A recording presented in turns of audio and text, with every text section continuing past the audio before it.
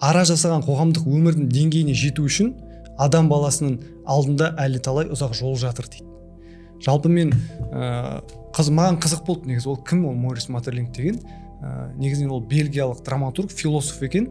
Оның аралар өмірі деген шығармасы бар екен.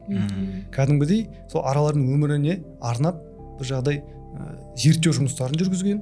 Айтсам бір ғылыми, көркем әдеби шығарма деп айтуға болады.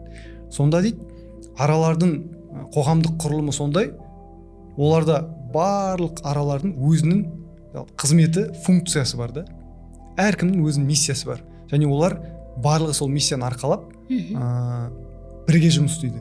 Мысалы жаңа еңбек аралары дедік, жауынгер аралар, аналық аралар, және егер жаңағыдай бір жұмыс істемейтін, өзінің жаңағыдай функциясын орындамайтын аралар болса, басқа аралар оны жаңағыдай екіге бөліп лақтырып тастайды екен.